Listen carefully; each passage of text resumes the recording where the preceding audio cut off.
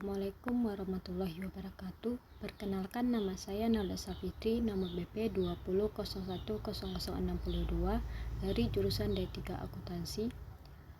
Hari ini saya akan mempresentasikan tugas akhir saya yang berjudul Penyusunan Laporan Keuangan Masjid Darussalam berdasarkan ISA 35 dengan menggunakan aplikasi Excel for Accounting. Masuk ke bab pertama, pendahuluan. Masjid merupakan organisasi nirlaba yang bergerak dalam bidang keagamaan. Masjid bukan hanya tempat yang digunakan untuk kegiatan ibadah saja, akan tetapi juga sebagai sarana umat muslim melakukan aktivitas sosial, pendidikan, dan sebagai tempat pemersatu umat. Dalam menjalankan aktivitas demi kepentingan umat, dana yang diberikan pengurus masjid cenderung terus bertambah setiap tahunnya. Jumlah dana kelolaan masjid yang stabil atau bahkan semakin meningkat setidaknya menunjukkan tingkat kepercayaan masyarakat terhadap pengelolaan dana masjid tersebut. Banyaknya jumlah pendanaan yang diperuntukkan membiayai aktivitas masjid membuat pengurus masjid perlu memperhatikan tingkat kepercayaan masyarakat terhadap pengurus masjid, maka perlu dipertimbangkan untuk menyampaikan laporan pertanggungjawaban keuangan yang transparan dan akuntansi kepada masyarakat. Latar belakangnya yang pertama yaitu penyajian laporan keuangan Masjid Darussalam belum menerapkan ISA 35. Yang kedua, aspek pencatatan dan pelaporan keuangan Masjid Darussalam masih secara manual.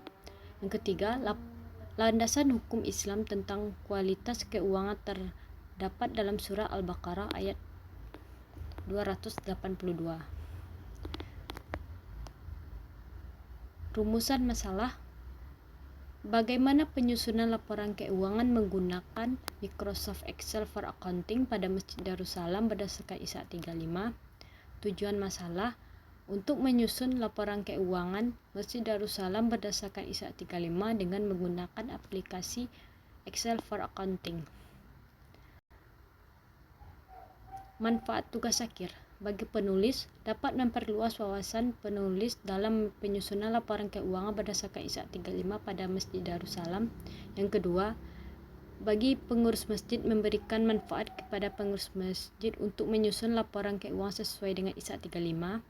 Yang ketiga, bagi kalangan akademik, pedoman bagi mereka dalam penyusunan laporan keuangan berdasarkan ISA 35 dengan menggunakan Excel for Accounting. Metode pengumpulan data yang pertama yaitu wawancara. Wawancara merupakan teknik pengumpulan data yang dilakukan melalui tatap muka dan tanya jawab langsung antara peneliti dan narasumber. Yang kedua, dokumentasi merupakan teknik pengumpulan data yang dilakukan dengan cara mengadakan pengumpulan data yang diidentifikasi dari dokumentasi yang berkaitan dengan masalah yang diteliti. Yang ketiga yaitu studi literatur merupakan serangkaian kegiatan yang berkenaan dengan metode pengumpulan data pustaka, membaca dan mencatat serta mengelola bahan penelitian. Kita masuk ke bab 2 yaitu landasan teori. Pengertian akuntansi. Pengertian akuntansi menurut America of Certified Public Accounting.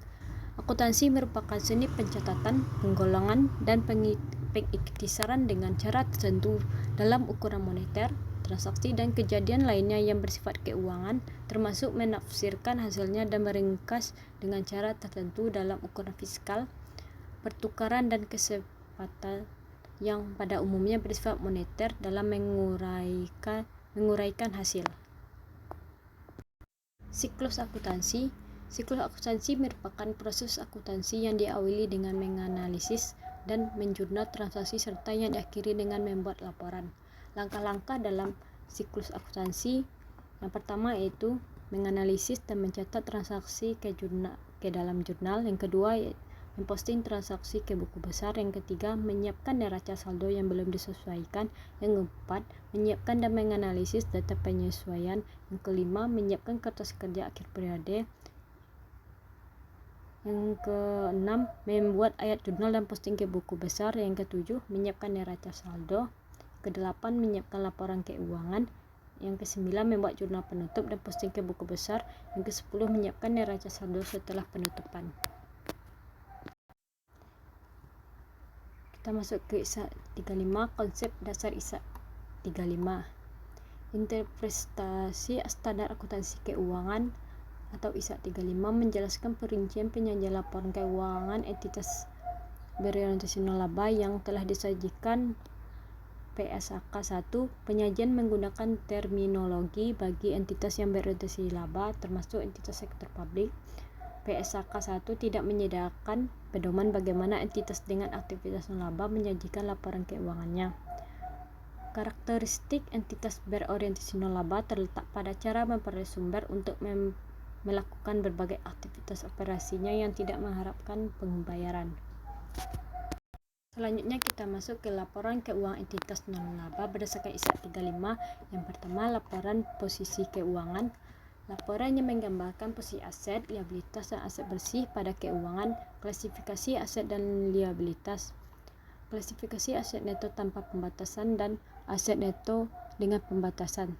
Tujuan laporan posisi keuangan untuk menyediakan informasi mengenai aset, liabilitas, dan aset neto serta informasi mengenai hubungan antara unsur-unsur tersebut pada waktu tertentu. Yang kedua itu laporan komprehensif.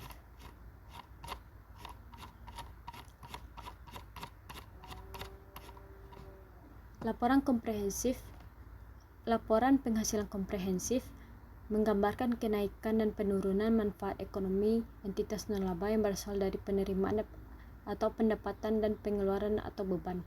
Informasi yang disajikan dalam laporan laba rugi: 1. Pendapatan, 2. Beban pajak, 3. Beban keuangan, 4. Bagian laba atau rugi yang dari investasi yang menggunakan metode ekuitas, 5. Laba rugi atau rugi neto. Yang ketiga yaitu laporan perubahan aset neto. Merupakan penyesuaian dari istilah laporan perubahan ekuitas pada laporan keuangan entitas bisnis. Aset neto dalam entitas nolaba diklasifikasikan menjadi dua, yaitu pertama, aset neto tanpa pembatasan dari pemberi sumber daya. Yang kedua, aset neto dengan pembatasan dari pemberi sumber daya. Yang keempat, laporan arus kas. Merupakan laporan yang menunjukkan penerimaan dan pengeluaran kas dan setara kas selama periode tertentu yang dikelompokkan dalam aktivitas operasional, aktivitas investasi, dan aktivitas pendanaan. Yang kelima yaitu catatan atas laporan keuangan. Bagian akhir dari laporan keuangan berdasarkan ISA 35 yaitu catatan atas laporan keuangan memiliki tujuan untuk memberi informasi tambahan tentang perkiraan-perkiraan apa yang dinyatakan dalam laporan keuangan. Catatan atas laporan keuangan berisikan perincian dari suatu perkiraan yang disajikan seperti aset tetap. Organisasi nolaba. Organisasi nolaba memperoleh sumber daya dari sumbang para penyumbang yang tidak mengharapkan pembayaran kembali atau pengembalian manfaat ekonomi yang sebanding dengan jumlah sumber daya yang diberikan. Akuntansi masjid merupakan kegiatan jasa dalam tata buku dan pengelolaan transaksi yang terjadi dalam kegiatan operasional masjid, bertujuan untuk menyediakan informasi untuk pengambilan keputusan dalam menentukan pengalokasian dan prakteknya. Masjid mendapatkan sumber dana dari sumbang para jemaah yang kemudian digunakan untuk tujuan tertentu. Itulah hasil presentasi untuk akhir saya. Terima kasih. Assalamualaikum warahmatullahi wabarakatuh.